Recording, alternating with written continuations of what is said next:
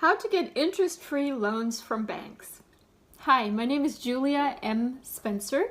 I'm a real estate advisor, investor, and your number one source for real estate advice online. As of late, a radio personality, so check out my radio shows. I'm going to publish them here on YouTube. Check out my ebooks. I've published a number of ebooks on how to make money with tax sale foreclosures, as well as how to be a landlord, how to invest if you're a foreigner here in the United States, and a couple of other topics. It's actually a pretty cool collection. So just go to my website, juliamspencer.com, right here at the bottom.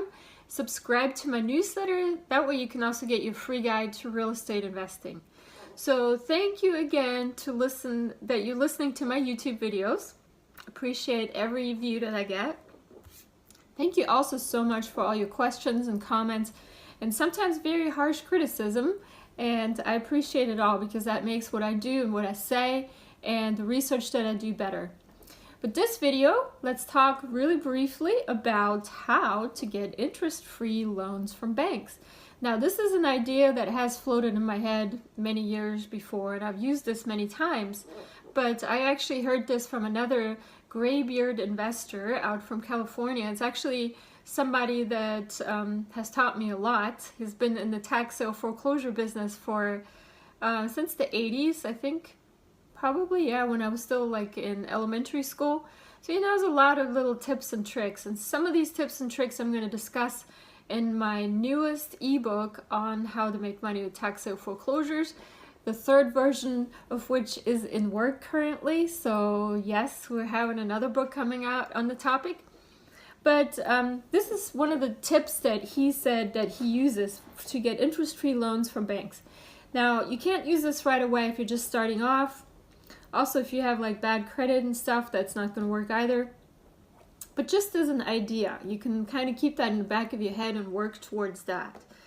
You basically, if you have established a business, you can go to Small Business Administration or to a bank to ask for a loan, for a business loan or business line of credit. So if you've established a business, you've been in business for a while, you can show some good tax returns and even some 1099s or whatever your source of income is. You can go to a bank and say, hey, I have this business, can I have a business line of credit so I can have some operating expenses? So what you do, you basically get that business line of credit set up and negotiate the interest rate, obviously.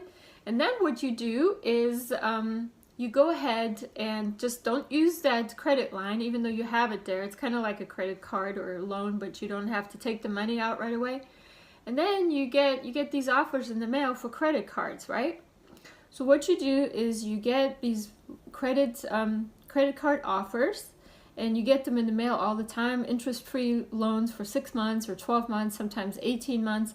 You got to be very diligent about this and keep good records on when these interest rates expire. But basically, charge them up or get cash advances on those credit cards. Then you can go ahead and use that money for your investment purposes. Of course, it depends on what you want to do with it.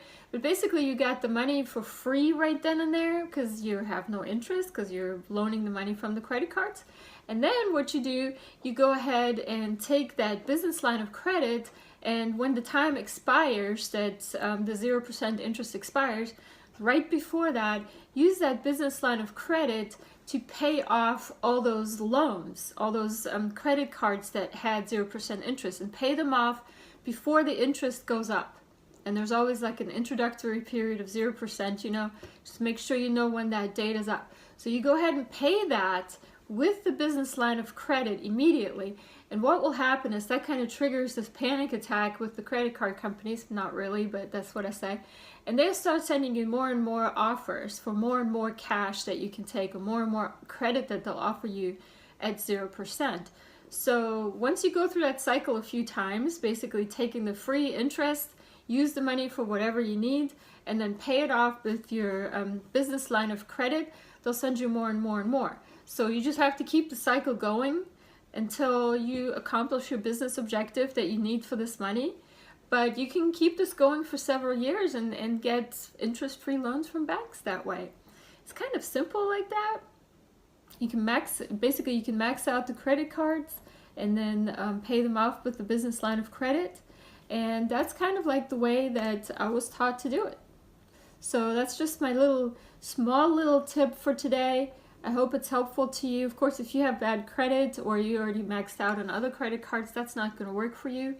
But just keep that in mind. I mean, the whole thing of investing in real estate is to establish some sort of system of how everything flows and where the money goes from one place to the next, and just establishes that flow of information and money, and in order to benefit you in your investments as well as give you tax advantages. So interest-free loans from banks, they still exist. You can get them. And I hope you have a great day investing. Make sure you subscribe, juliamspencer.com.